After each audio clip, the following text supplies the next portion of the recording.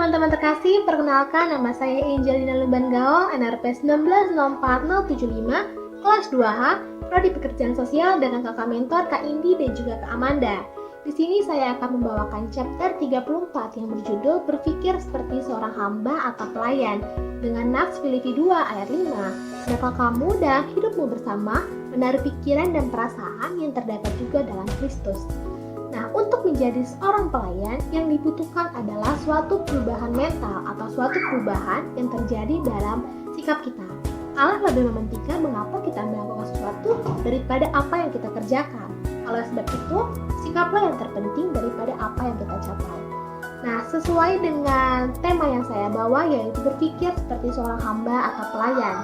Bagaimana sih cara pikir seorang pelayan sejati saat melayani Allah?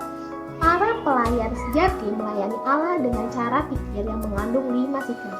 Yang pertama, para pelayan lebih banyak memikirkan orang lain daripada dirinya sendiri. Ini merupakan suatu ketulusan hati yang paling sejati, karena pada dasarnya seorang pelayan sejati mereka bukan fokus pada dirinya, melainkan fokus pada orang lain.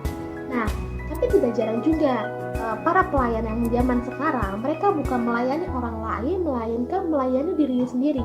Mereka melayani hanya untuk mendapatkan suatu pujian atau suatu penghargaan dari orang lain bahwa mereka tuh melayani.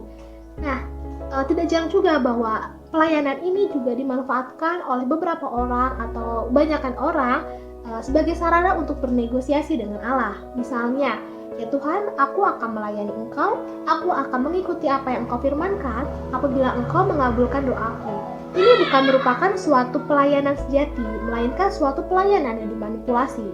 Yang kedua, para pelayan berpikir seperti penata layan, bukan pemilik. Yang perlu diingatkan kembali bahwa Allah lah yang punya segalanya. Apabila kita melayani Allah, bahwa apabila kita melayani Tuhan, uang akan melayani kita. Tapi kalau kita melayani uang, kita hanya akan mendapatkan perbudakan dari uang itu sendiri. Kekayaan bukanlah suatu dosa, tapi dosa itu akan terjadi apabila kita memanfaatkan keuangan itu dengan salah dan tidak benar. Misalnya kalau saat kita mempunyai kekayaan yang berlimpah, kita bisa memanfaatkan kekayaan kita untuk melayani. Misalnya dengan memberikan bantuan kepada saudara-saudara kita atau membantu gereja-gereja. Yang ketiga, para pelayan berpikir tentang pekerjaan mereka bukan apa yang dikerjakan oleh orang lain. Seperti dengan contoh tokoh di Alkitab yaitu Maria dan juga Marta. Marta yang berkeluh kesah kepada Tuhan Yesus mengapa Maria tidak bekerja. Maria saat berkata seperti itu, Maria kehilangan hati pelayanannya karena Maria berkeluh kesah. Seorang pelayan sejati, mereka tidak akan berkeluh kesah, tidak akan memikirkan apa yang orang lain kerjakan, tidak akan memikirkan apa yang orang lain kritik dan juga tidak mengkritik orang lain. Fokus mereka hanya tentang pekerjaan mereka yaitu melayani. Nah, yang keempat, para pelayan mendasarkan identitas mereka di dalam Kristus. Seperti tokoh panutan yang paling disorot dalam Alkitab yaitu Tuhan Yesus Kristus saat membasuh kaki murid-muridnya. Saat Tuhan Yesus membasuh kaki murid-muridnya, Tuhan Yesus tidak merasa rendah hati atau merasa terhina akan yang dia lakukan. Para pelayan sejati, mereka tidak akan memikirkan citra diri mereka akan tercemar saat mereka melayani. Yang dipikirkan oleh para pelayan, mereka hanya melayani. Mereka tidak membutuhkan pengakuan dari orang lain bahwa mereka itu adalah orang-orang yang melayani atau orang-orang yang hebat saat melayani. Dan yang kelima adalah peran pelayan berpikir pelayan adalah sebuah kesempatan, bukan sebuah kewajiban. Nah, para pelayan sejati, mereka berpikiran bahwa melayani itu adalah suatu kesempatan untuk bisa mendapatkan kehidupan yang tertinggi. Mereka bukan berpikiran bahwa pelayanan itu merupakan suatu kewajiban, karena kalau pelayan sejati berpikiran pelayanan adalah suatu kewajiban, mereka tidak akan bersukacita sepenuhnya saat mereka melayani. Tapi para pelayan sejati mereka akan dengan sukacita, dengan penuh sukacita saat melayani karena mereka melakukannya dengan senang hati karena itu merupakan kesempatan bagi mereka untuk mendapatkan kehidupan yang tertinggi.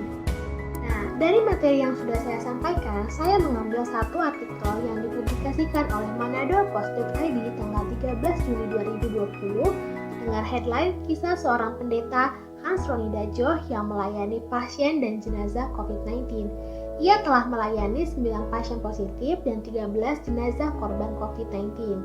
Nah, kesinambungan antara artikel dan juga materi yang sudah saya sampaikan adalah bahwa Pendeta Roni ini memiliki 5 sifat yang menjadi kriteria dari berpikir seperti seorang hamba atau pelayan.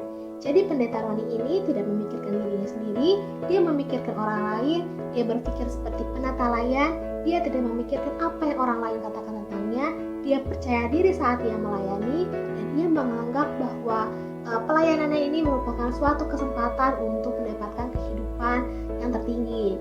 Dan manfaat yang saya rasakan selama saya di mentoring 2019, saya bisa menjadi pribadi yang lebih baik, saya bisa mendapatkan keluarga-keluarga baru, bisa berkenalan dengan saudara-saudara seiman saya. Dan harapan saya di mentoring 2020, semoga mentoring 2020 adalah tempat yang tepat untuk adik-adik 2020 bisa mengenal Tuhan kita lebih dalam lagi. Sekian dari saya, terima kasih, Shalom.